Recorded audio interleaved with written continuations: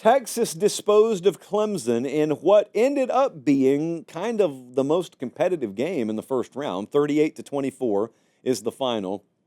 Really proud of myself in this game. Not because I picked the winner. I think most people picked Texas, but the model did nail it down to the number. But I'm not talking about that. I did not tweet out anything about the pucker factor in this game.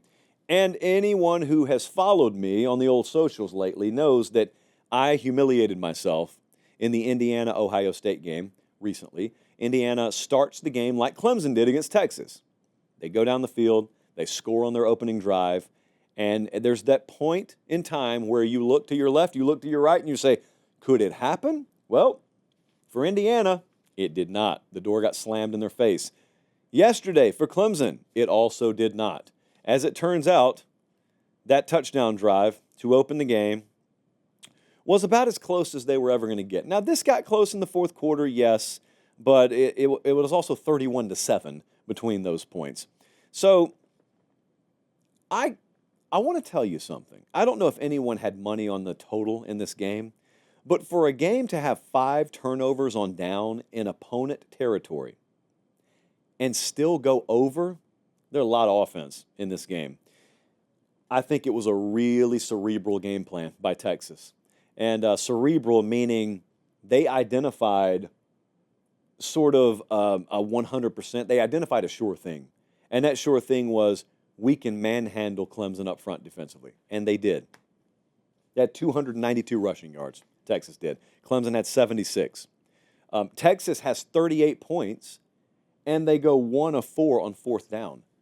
Like you look at 38 and you say, that's a good solid number. I look at it and say that could have been half 100 easily if they convert on short yardage. You know, short yardage was a problem that we foresaw for Clemson as soon as they, or not Clemson, for Texas, as soon as they had their injuries in the spring, or not spring, in the fall camp period.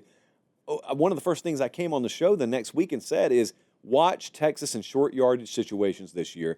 They've lost 2 tailbacks. That's where it could hurt them. Well, they've been okay, but, you know, situationally, that's still something that's been a problem for them. It was a problem against Clemson. That didn't cost them the game, so it doesn't matter. But it's just something to watch moving forward. But the hidden padlock stat here is Texas covered all of it up because of what they did when they got down to the red zone. And this has been a problem for them some, but not yesterday. They get down to the red zone. They go 4 of 5 for 24 points down there. Clemson did not. So they won decisively in the red zone. And you know what? They took a really good shot from Clemson. In many ways, Cade Klubnik probably played as good as I've seen him play. So the reason I mention that is there may have been some people who saw portions of this game, or you go watch the condensed version, or you just look at the final score, and you think, 38-24, it's about what I expected. Well, if I were to have told you Friday that Klubnik was going to throw for 336, TJ Moore was going to go off, 9 catches, 116. Like, if I told you that, you would have thought, Dabo's about to find the magic. They may go in there and win because Texas offensively, has not clicked. They've been winning games but not scoring a ton to win them. So if they're not going to be able to win defensively, if they're not going to shut Clemson down, they could be in trouble. They still won by 2 touchdowns. And I really think they took Clemson's fastball here. More on Clemson in a second. So I've been in kind of a trust but verify attitude on Texas defensively. Trust meaning I think they're really good. But it's the same way we talk about some of these teams when they have an inferior strength of schedule. I think you're good, but have you proven it to me? Which is not a negative. It's not a pejorative. It's just, I need you to prove it to me. Well, with Texas's pass defense, I think they're really good. They haven't faced a murderer's row of quarterbacks that could have proven it. So Klubnik faces him yesterday, and Klubnik throws for 336. What am I supposed to make of that? You lost the game, so you don't get credit for it. But if I'm looking at Texas, and I know that they got Arizona State coming up, and if they win that game, they're going to play either Oregon or Ohio State. So I do believe Dylan Gabriel is capable of doing whatever Cade Klubnik did. I do believe, especially given what I witnessed last night in Columbus, Will Howard is capable of doing anything that Cade Klubnik did, and they're a better team than Clemson, no matter which one of them you face. And that's if you get through Arizona State. So, again, it's just something to tuck in your back pocket. Also of note is a lot of that statistical profile was stacked up after they were already down 31-7. So I understand how this sport works. I understand defensively you're given a little bit different look when you're up, how many scores that is. How should I feel as a Clemson fan, though? So Texas fan, I took care of business. I'm moving on. I'm going to Atlanta again to play Arizona State. I'm good to go. I feel okay. How should I feel if I'm a Clemson fan here? I ended up winning the ACC championship. I knew I was a flawed team. This was not vintage Clemson. And so I go into Austin against Texas. I'm a double-digit underdog. I lose by roughly what the point spread was. Season over.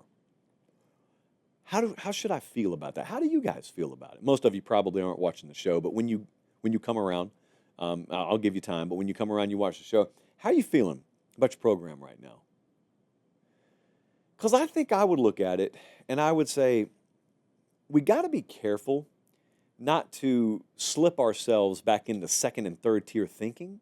Because once you've been a premier program, you should never settle for anything less. And Clemson was a premier program in the 20-teens, and they're not. They're a second-tier program right now. Still better than most, but it's very clear there's an echelon above and beyond where Clemson hangs out right now, where the big boys hang out, which is why I kept asking this year, is Clemson still a big-game program? They can't match up with these teams right now. So the way I would feel is you don't yell and kick and scream when you win 10 games, when you win your conference. You had a good year.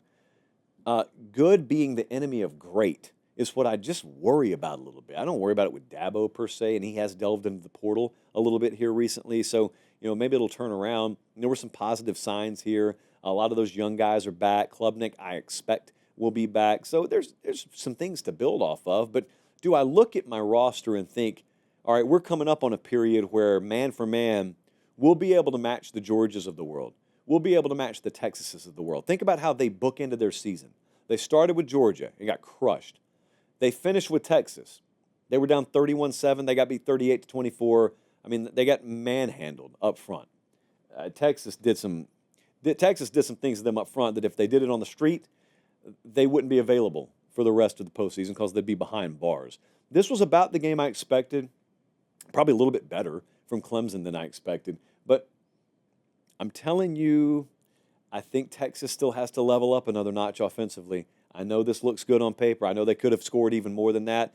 I think the dirty secret about Clemson all year that got exposed again yesterday is they're not good defensively. They can be had up front. You run for 292 on somebody. It's pretty clear they are not vintage themselves. And also, Clemson gave up explosive plays all year. It's just that tiger paw defensively has been down a notch lately. And so I mentioned that not to rain on them, but, Texas beat them. But if Texas gets down the road and they face a Georgia again, or they face Ohio State's defense, and they clamp down, is there a gear that you can hit offensively? Can you go get 27 points, 30 points if you need to against an Ohio State? Can you do that against Georgia if you face them again and then hold them under that? I don't know. I got Texas in the national championship game, so it's not that I doubt them.